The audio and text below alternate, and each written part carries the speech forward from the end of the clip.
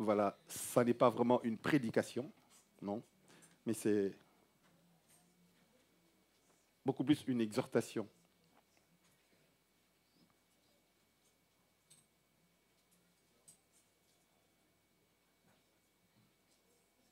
Qu'est-ce que la Pâque? Qu'est-ce que la Pâque? La Pâque, c'est quoi? La première fois qu'on a parlé de la Pâque, c'est dans le livre de Exode au chapitre 12. Exode au chapitre 12. Dans ce chapitre 12, Dieu dit ceci au peuple d'Israël. En fait, qu'est-ce qui s'était passé? Nous connaissons cette histoire.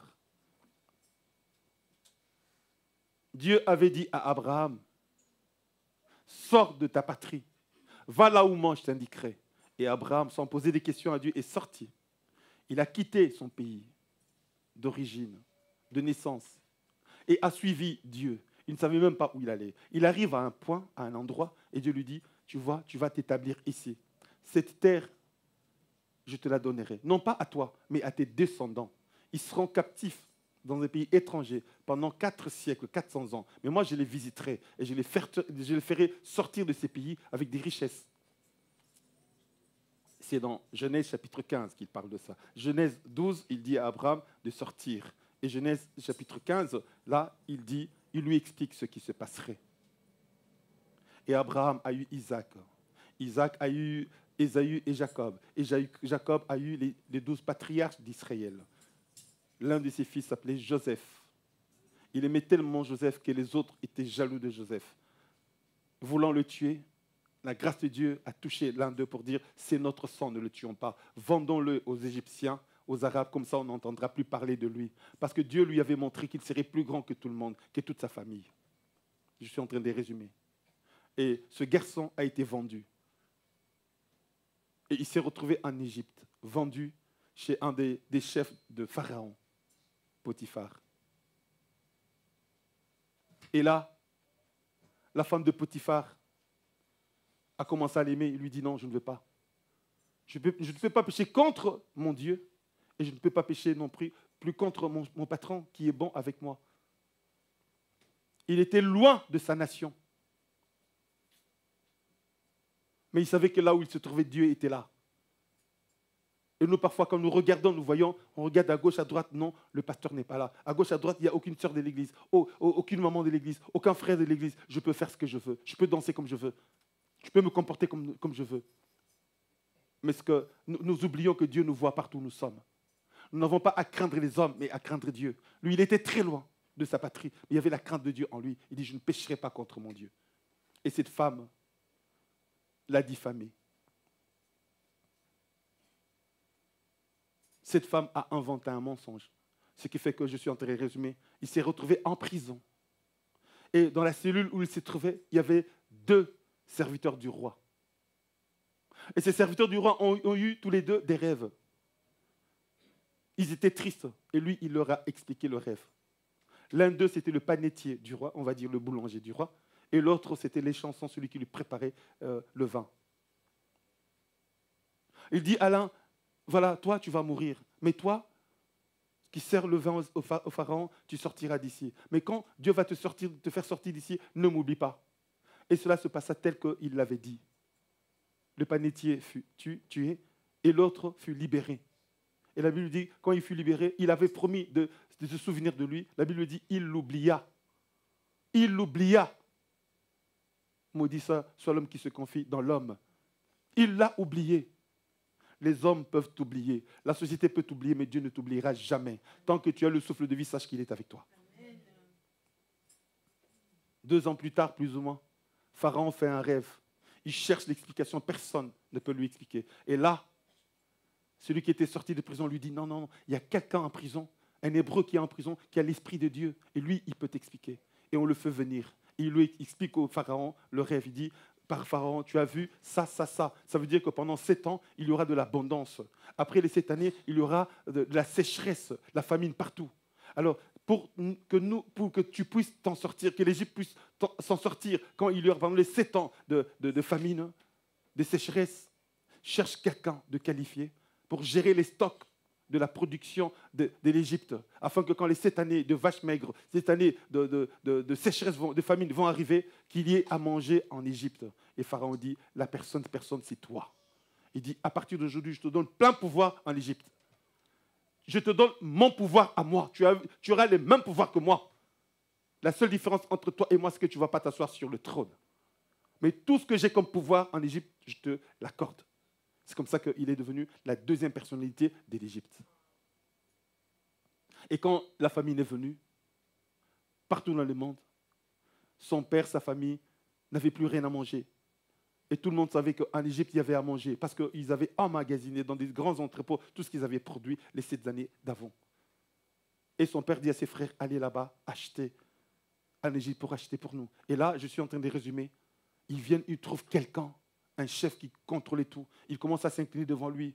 Oh mon Seigneur, aie pitié de nous, nous venons de très loin. Et lui, il s'est souvenu de ce que Dieu lui avait dit. Dieu dit, je vais sur ma parole pour l'accomplir. Quand Dieu te dit, il te donne une parole, quel que soit le nombre d'années, sache que Dieu va accomplir sa parole. Il accomplit toujours sa parole. Il était dans la maison de son père quand Dieu lui a montré qu'il était plus grand que son père, sa mère, que ses frères s'agenouillaient devant lui. Et là, il se souvint de ce que Dieu lui avait dit. Et je suis en train de résumer, il se fait connaître à ses frères. Il dit, allez chercher mon père, allez, tout ce qui est en Égypte m'appartient. Et c'est comme ça que les Israélites sont entrés en Égypte. Et puis, voilà, ils se sont multipliés. Et puis, les pharaons qui connaissaient Joseph sont morts, toute cette génération morts. Et les Égyptiens ont commencé à les faire souffrir. Et Dieu l'avait déjà dit à Abraham. Ils criaient dans leur cœur. Ils étaient dominés par les Égyptiens. Ils travaillaient très dur. Ils étaient méprisés. Et dans leur cœur criait à un Dieu inconnu. Et dans Exode chapitre 3, la Bible dit, Dieu, chapitre 2 et chapitre 2, Dieu entendit les cris de leur cœur. Il a vu leur souffrance et il est descendu. Et là, comme on a lu tout à l'heure, il se révèle à Moïse. Il appelle Moïse, il dit, voilà, je te donne les pleins pouvoirs pour que tu puisses sortir, je suis en train de résumer, mon peuple de l'Égypte. Mais je sais que Pharaon et les Égyptiens ne voudront pas vous lâcher. J'endurcirai d'ailleurs le cœur de Pharaon. Le but de Dieu, en endurcissant le cœur de Pharaon, c'était, il a dit, j'exercerai des jugements sur les dieux de l'Égypte. Les Égyptiens avaient plusieurs dieux. Il voulait leur montrer que leurs dieux n'étaient pas des vrais dieux. Et à chaque fois qu'il frappait les Égyptiens, Pharaon appelait Moïse pour dire, demande à ton Dieu de nous libérer.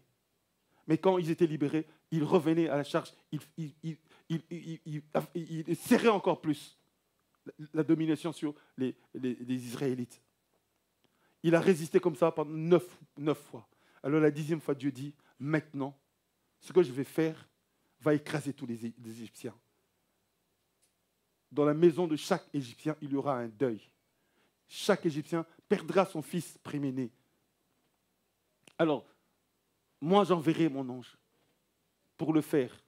Alors je vous demande à vous de prendre un agneau sans tache. Nous allons lire cela. Exode, chapitre 12. Exode, chapitre 12. Si vous avez des Bibles de l'Église à côté, c'est la page 66. Exode, chapitre 12.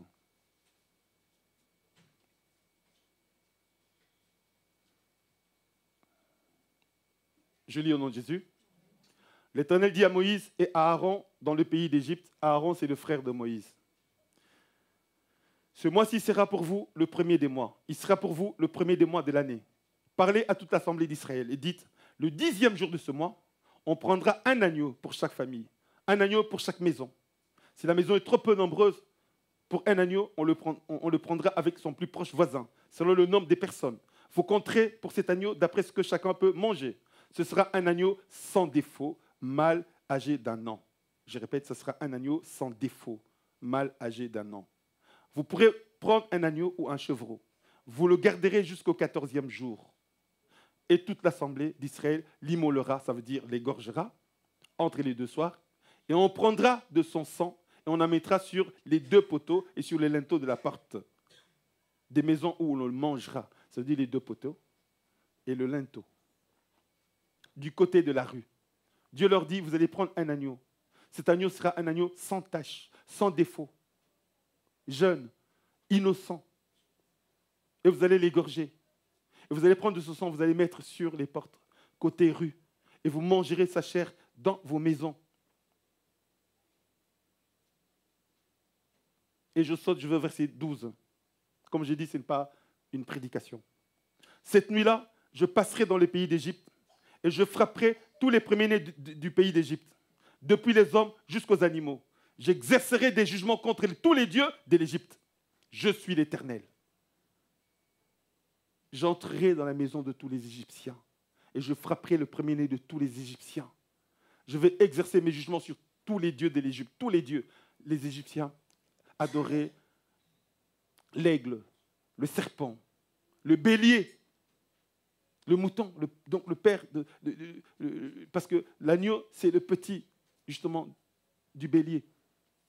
Et ils adoraient le bélier, le mouton. Moi, j'exercerai mes jugements sur les dieux de l'Égypte. Je suis l'Éternel, ça veut dire, moi seul suis Dieu. Il n'y a pas d'autre Dieu. Le seul Dieu, c'est moi. Il dit, le sang vous servira de signe sur les maisons où vous serez. Je verrai le sang et je passerai par-dessus vous. Le mot Pâques vient de là, Pessa. Donc, je passerai au-dessus. Je verrai le sang. Vous serez dans la maison, vous ne verrez pas le sang. Mais moi, je serai dehors, je verrai le sang et je sauterai votre maison. Je passerai votre maison. Pessa. Pâques vient de là. Je passerai par-dessus votre maison. Il n'y aura point de plaie qui vous détruise quand je frapperai le pays d'Égypte. Alléluia. Et ils ont fait ça. Il dit, ils ont égorgé un agneau sans tache, agneau pur. Et nous savons que Jésus, et la Bible dit, celui qui n'a point connu de péché a été fait péché pour nous. Jésus n'a point connu de péché. La seule personne qui n'a point connu le péché, c'est Jésus-Christ. Il est pur, il est saint. Et ils ont égorgé cet agneau-là. Ils ont pris le sang, ils ont mis du côté à la porte, côté rue. Et cette nuit-là, l'ange de l'Éternel est venu. Là où il y avait le sang, il a sauté. Là où il n'y avait pas le sang, il a frappé. Le premier-né de tous les Égyptiens est mort ce jour-là. La seule condition pour échapper à la mort, c'était qu'il fallait être dans la maison où il y avait le sang, protégé par le sang. Alléluia. Alléluia.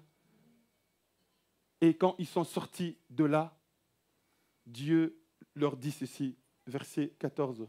Vous conserverez le souvenir de ce jour et vous le célébrerez par une fête en l'honneur de l'Éternel. Vous le célébrerez comme une loi perpétuelle pour vos descendants. Je m'arrête juste là. Donc, quand je vous aurai libéré, vous allez commencer à célébrer ce jour où moi je suis passé au-dessus de vos maisons, où vous avez été protégés de la mort. C'est comme ça que les Juifs célèbrent la Pâque. Et que vous allez voir, quand ils écrivent la Pâque juive, ça s'écrit sans S. Et la Pâque chrétienne, ça s'écrit avec S. Cet agneau-là représentait déjà Jésus-Christ.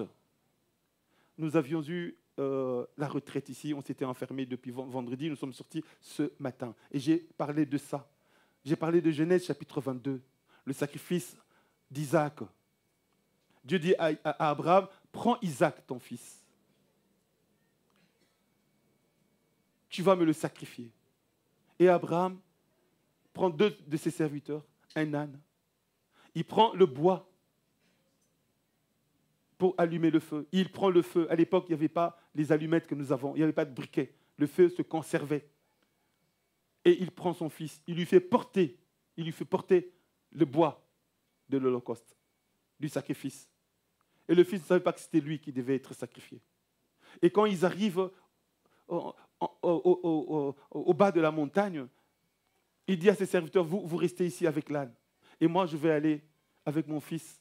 On va sacrifier et puis on va revenir. Mais dans sa tête, il savait qu'il allait sacrifier son fils. Et son fils lui pose cette question. Papa, nous avons le bois pour allumer le feu. Et nous avons le feu. Mais où est l'agneau du sacrifice? Et il lui répond, à la montagne de l'Éternel, Dieu lui-même pourvoira à l'agneau. Alléluia. La question, où est l'agneau? Et la réponse à cette question se trouve dans le livre de Jean, au chapitre 1. Où est l'agneau?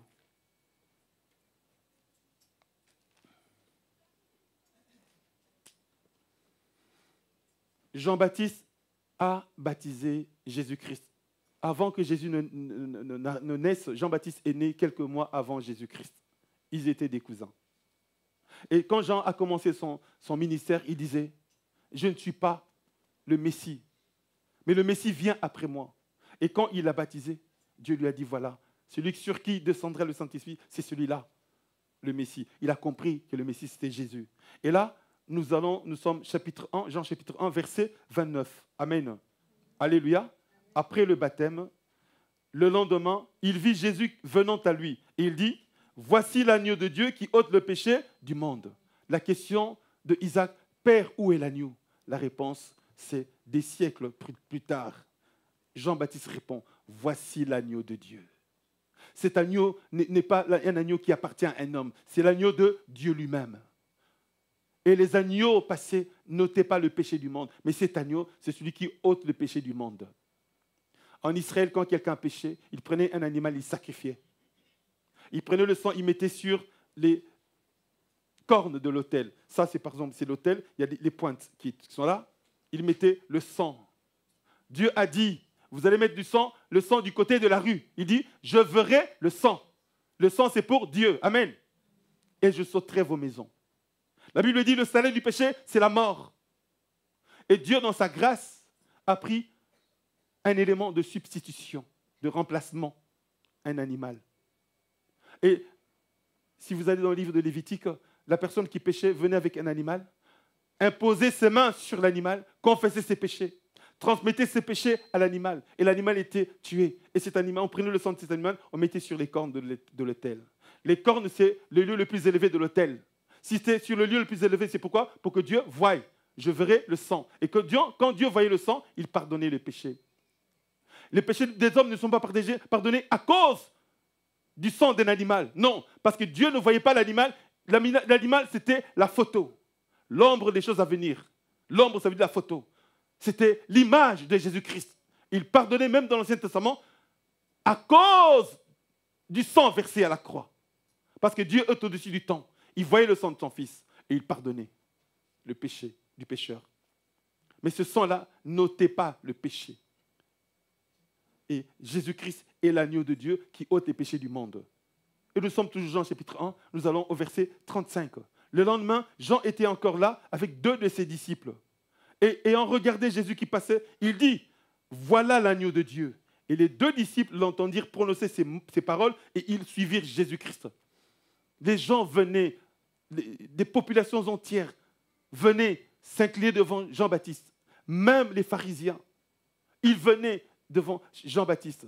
Et Jean-Baptiste leur dit, ce n'est pas moi le sauveur. Moi, je vous montre l'agneau de Dieu qui ôte les péchés du monde. Le sauveur, c'est celui-là. Et c'est le devoir des pasteurs, des diacres, les devoirs des anciens, les devoirs des prophètes, des docteurs, des apôtres, des bishops, des archibishops, de tous ceux qui ont des titres. Nous devons montrer Jésus-Christ qui ôte les péchés du monde. Parce qu'il n'y a aucun bishop qui peut te sauver, aucun apôtre qui peut te sauver, aucun pasteur qui peut nous sauver. La seule personne qui sauve, c'est Jésus-Christ. Et Jésus-Christ seul. Alléluia, il ôte les péchés du monde. Et comme l'agneau de la Pâque a été sacrifié, Jésus-Christ, la Bible dit, Christ, notre Pâque, a été immolé. Lui aussi, il a été immolé. Il a été crucifié. Et le sang a coulé. Et son sang, la Bible dit, crie pour nous plus que celui d'Abel. Alléluia. Alléluia. Le sang de Jésus-Christ.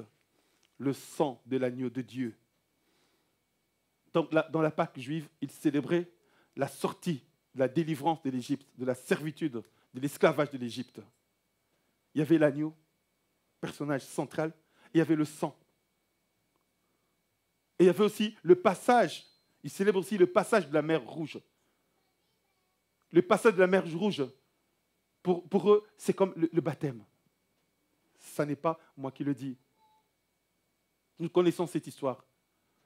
Ils sont sortis, ils n'avaient pas de bateau, pas de pirogue, rien du tout. Et derrière, les Égyptiens se sont dit, pourquoi nous les avons laissés partir? Ce sont eux, nos domestiques. Ce sont eux, nos femmes d'ouvrage. Ce sont eux qui lavent nos hôpitaux. Ce sont eux qui s'occupent de nos animaux. Ce sont eux qui sont nos maçons, nos esclaves. Et nous les laissons partir. Qui travaillera pour nous? Récupérons-les. Et ils ont commencé à les poursuivre. Et là, il y avait Pharaon et son armée qui venaient derrière, et devant, il y a la mer Rouge. Et Dieu dit, je vais séparer la mer Rouge en deux. Dieu a fait un chemin dans la mer. La mer s'est séparée en deux parties. Ils ont traversé à sec la mer. Et la Bible dit, la traversée de la mer, c'est un baptême. Et nous le voyons dans 1 Corinthiens chapitre 10, l'apôtre Paul le dit. 1 Corinthiens chapitre 10.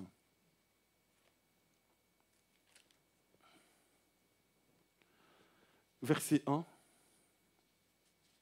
à 3. Frères, je ne veux pas que vous ignoriez que nos pères ont tous été sous la nuée, qu'ils ont tous passé au travers de la mer, qu'ils ont tous été baptisés en Moïse dans la nuée et dans la mer. Alléluia. Donc la traversée de la mer, c'est comme un baptême. Dans le baptême, nous célébrons la mort et la résurrection de Jésus-Christ. Pour bien le comprendre, vous pouvez lire à la maison, dans le livre de Josué, au chapitre 3 et chapitre 4, Moïse est mort, et c'est Josué qui devait conduire le peuple d'Israël dans la terre promise, qui a remplacé Moïse. C'est lui qui a fait rentrer Israël dans la terre promise. Et quand ils sont arrivés, Josué 3 et 4, chapitre 3 et chapitre 4, devant la mer, Dieu leur dit ceci. Devant plutôt le Jourdain, Dieu dit à Josué, je vais faire ce que j'ai fait avec Moïse. Je vais séparer le fleuve Jourdain en deux et vous passerez à sec. Vous allez laisser les porteurs de la arche, ceux qui portent la arche, ils vont rentrer dans l'eau. Et dès qu'ils vont mettre leurs pieds dans l'eau, l'eau va se séparer en deux. Ils vont aller jusqu'au milieu. Et quand tout le peuple aura traversé, vous allez prendre des pierres du côté d'où vous venez. 12 pierres. Vous allez aller les mettre sous les pieds des serviteurs, des sacrificateurs. Et vous allez prendre 12 pierres qui étaient dans l'eau, là où vont s'arrêter les sacrificateurs. Vous allez les faire sortir de l'autre côté. Et là, vous allez construire un autel pour moi. Quand vous pensez à ça, vous dites, mais qu'est-ce qu'il leur dit? Ça n'a pas de sens. Pourquoi prendre 12 pierres de l'autre côté du Jourdain et venir les poser dans la mer et prendre 12 pierres dans la mer et aller de l'autre côté? Ça veut dire quoi? Les pierres représentent des hommes. La Bible dit, Jésus est la pierre angulaire. La Bible dit, nous sommes aussi des pierres vivantes. Alléluia. Alléluia. Les 12 pierres représentent les 12 tribus d'Israël, le peuple d'Israël, qui était esclave en Égypte, qui n'avait pas de terre, pas propriétaire, esclave. Eh bien, vous qui étiez des esclaves, maintenant, vous êtes là dans la mer, il a séparé la mer, et vous allez laisser les pierres qui étaient là, de l'autre côté, où vous étiez des esclaves, vous allez les déposer là dans l'eau. Et les pierres qui étaient dans l'eau, vous allez les prendre, vous allez aller de l'autre côté. Et moi, là, quand vous aurez traversé la mer, je veux ordonner à l'eau de revenir. L'eau va recouvrir les pierres que vous avez prises de l'autre côté. Ces pierres-là sont restées dans l'eau. Ça veut dire que vous qui étiez des esclaves, qui étiez des malheureux, pas de propriétaires, eh ben, vous avez été enterrés. Et quand je prends les pierres qui étaient là, je vais avec de l'autre côté, et vous êtes sortis comme des vainqueurs, comme des possesseurs, des gens libres. Alléluia. Donc le baptême, c'est ça. Moi, qui étais un pécheur, j'ai été enseveli dans l'eau. Et quand je sors de l'eau, je suis une nouvelle créature. Les choses anciennes sont passées, toutes choses sont devenues nouvelles. Est-ce que nous comprenons? Donc quand ils ont traversé la mer, c'est pourquoi l'apôtre Paul dit, c'est aussi un baptême, la traversée de la mer. Ça veut dire que, voilà, ils célèbrent donc ce qui s'est passé là. Cet agneau qui a été immolé, le sang qui les a protégés et la traversée de la mer, la liberté qu'ils ont reçue. Et nous célébrons la mort et la résurrection de Jésus-Christ. Jésus-Christ, nous savons tous, est mort à la croix. Et nous allons dans Matthieu 28. Matthieu 28. Matthieu 28 dans l'Ancien Testament. Amen. Matthieu 28, c'est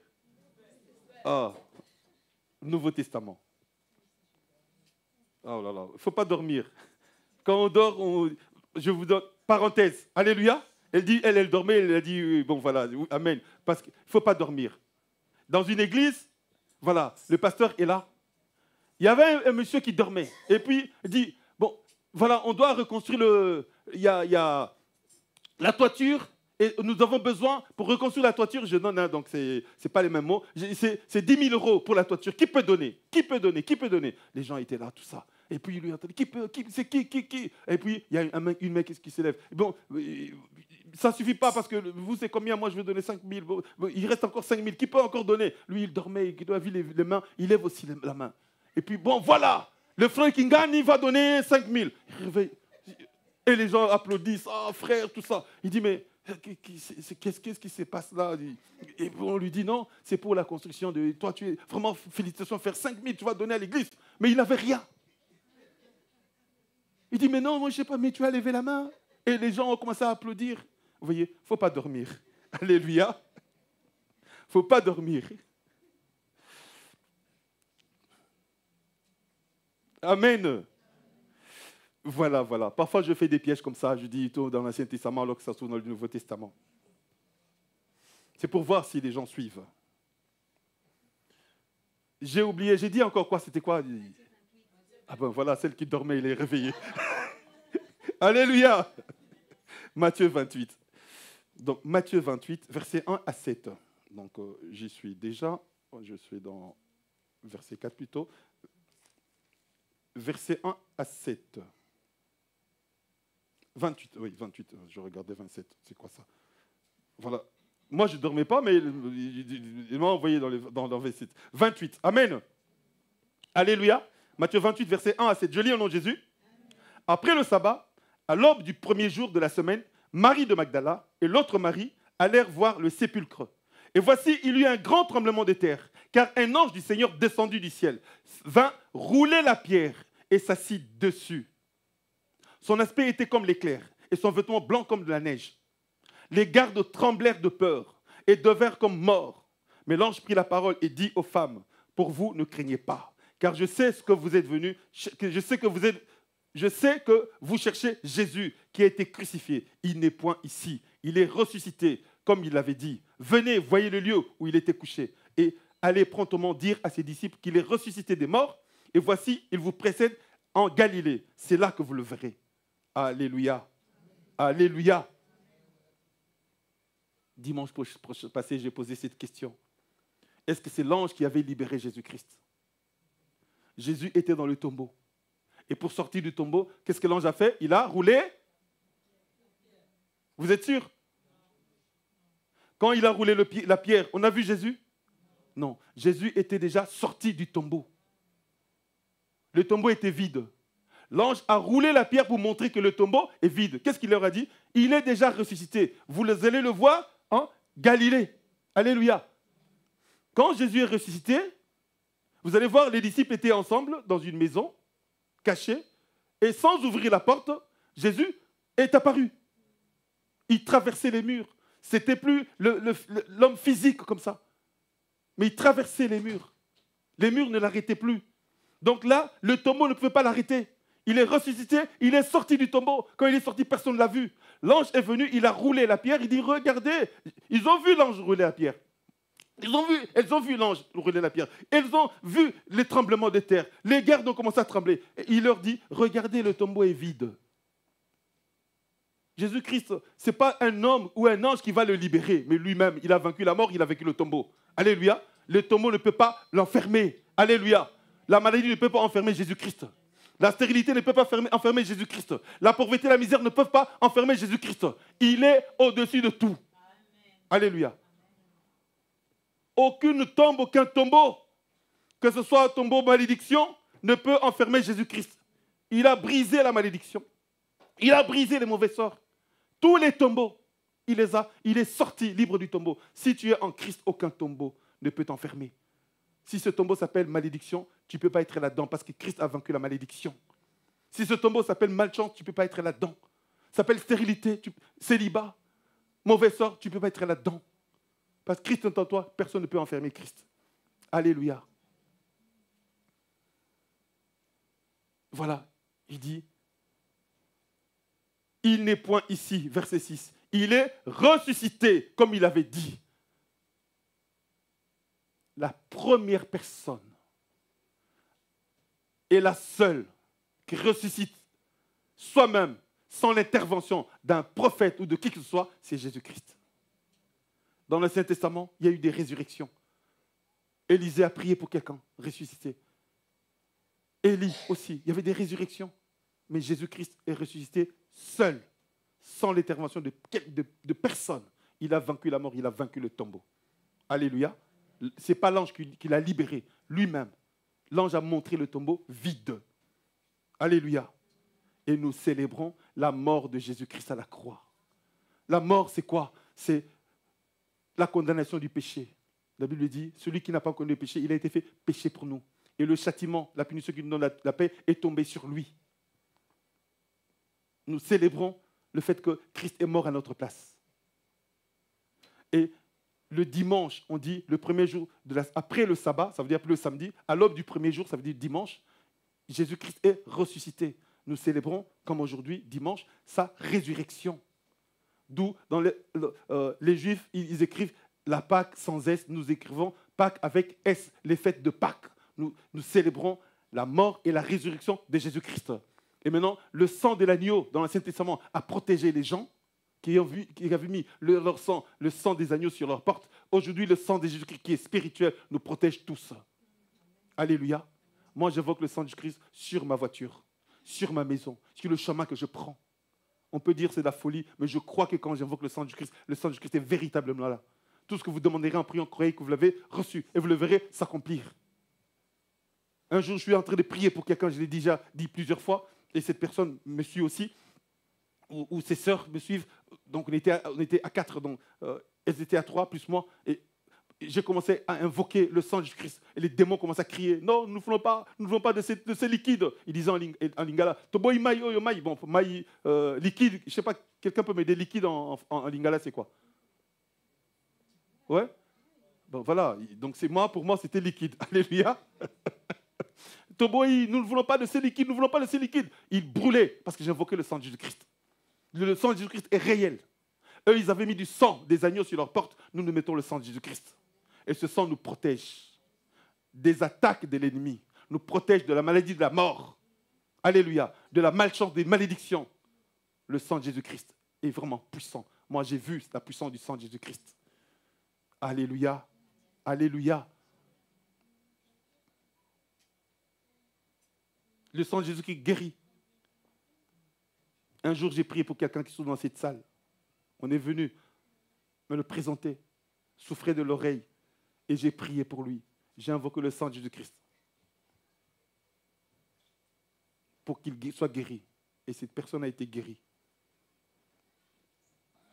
Et je ne sais pas si cette personne elle-même elle sait que j'ai prié pour lui, que j'avais invoqué le sang de Jésus-Christ. Parce qu'il était enfant quand j'ai prié pour lui. J'ai invoqué seulement, j'ai dit, Seigneur, j'invoque le sang qui a coulé de ta main. Je ne sais pas si c'était la main droite ou gauche, mais je crois que c'était droite. J'ai invoqué le sang sur son oreille. Et cet enfant qui était un enfant a été guéri. Le sang de Jésus-Christ. Guéri. Alléluia. Tout ce que vous demanderez en priant, croyez que vous l'avez reçu et vous le verrez s'accomplir. Je donnais le témoignage d'un pasteur qui devait aller prier. Je suis en train de clôturer. Pour quelqu'un, à la maison, il dit, Seigneur, accompagne-moi. Que ta croix m'accompagne. Il arrive, il commence à prier. Il y a des démons qui se manifestent. Et les démons disent, mais pourquoi tu es venu avec la croix? Il a fait la prière à la maison. Personne ne l'avait entendu. Il avait rendez-vous à l'église. Il commence à prier pour la personne. Les démons ont vu la croix. Lui, il a prié pour que la croix vienne. Et il a vu la croix. Tout ce que vous demanderez en priant, croyez que vous l'avez reçu et vous le verrez s'accomplir. Un jour comme ça, j'ai une blessure au pied. Et vraiment, plante des pieds. J'avais comme un picotement. Comme si j'avais marché sur un clou, des choses comme ça. Et quand j'ai enlevé mes chaussures, mes chaussettes, je voyais du sang. Et ça me faisait un peu mal. Mais je ne comprenais pas. Et ça continuait, ça continuait. Et un jour, on termine le culte comme ça. Le Seigneur me dit, ça c'est ce que les Congolais appellent le mbassou. On t'a lancé le mbassou. Ça veut dire que c'était une petite blessure qui va pourrir tous les pieds. Et j'ai souri. Et quand je suis sorti, j'ai appelé Blandine, elle est là. Et je crois Tchouké aussi. Hein? Tchouké, ouais. Le frère Tchouké aussi était là. Je leur ai dit, voilà, on m'a lancé un mauvais sort, le mbassou. J'ai enlevé mes chaussures, je leur ai montré. Je dis, vous voyez, je vais l'enlever. Tchouké, tu te rappelles, hein? J'ai dit, la Bible dit, tout ce que vous demanderez en priant, croyez que vous l'avez reçu. Et vous le verrez s'accomplir. Et j'ai dit, je l'enlève au nom de Jésus-Christ. Et je le jette dans la mer au nom de Jésus-Christ. C'est ce que j'ai fait comme prière. Ils étaient là. Et quand j'ai fait comme si j'enlevais et je jetais. Elle est là, témoin. Il est là, témoin. Et ton mari aussi était là, je crois. Ouais. Et puis, après, c'est fini. Et ça a disparu. Disparu, parti. Parce que la Bible dit, tout ce que vous demanderez en priant, croyez que vous l'avez reçu. Et vous le verrez s'accomplir. Donc quand j'invoque le sang de Jésus-Christ, le sang de Jésus-Christ est réel. Moi, je ne le vois pas, mais les démons le voient. Moi, je ne le vois pas, mais les sorciers voient ce sang. Ils ne peuvent rien contre moi. Alléluia. Le sang de Jésus-Christ guérit. Le sang de Jésus-Christ protège. Si le sang d'un animal a pu protéger ceux qui étaient dans la maison, à combien plus forte raison le sang de Jésus-Christ. Alléluia. Donc, nous célébrons aujourd'hui le sang de Jésus qui a été versé pour nous, par lequel nous avons été rachetés. Nous célébrons sa mort et sa résurrection. Nous célébrons la victoire de Jésus-Christ sur Satan, le diable, sur les démons, les sorciers magiciens, tout le monde des ténèbres, sur les malédictions, sur le péché, ses conséquences. Nous célébrons la résurrection. Nous savons qu'avec lui, nous ressusciterons. Alléluia. Nous savons qu'il a vaincu la mort. S'il ne vient pas nous faire l'enlèvement aujourd'hui et qu'il nous arrive de mourir, nous n'avons rien à craindre parce qu'il a vaincu la mort. Nous ressusciterons avec lui. Alléluia. Si quelqu'un nous lance les mauvais sorts de mort, ça ne va pas nous atteindre. Parce que la Bible dit, nous avons été ensevelis avec lui, ça veut dire enterrés avec lui, et puis nous sommes ressuscités avec lui. Ça ne peut pas nous atteindre. Alléluia. C'est pourquoi nous avons dans cette église l'habitude de dire, je ne mourrai pas, je vivrai. Et fais quoi? Et je raconterai les œuvres de l'Éternel. Alléluia.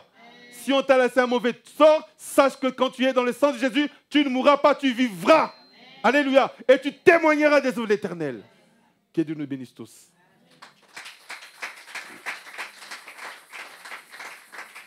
Voilà, c'est un jour de fête. En principe, nous devions passer à la Sainte Seine, mais nous allons appeler les enfants qui vont chanter et après nous aurons la Sainte Seine.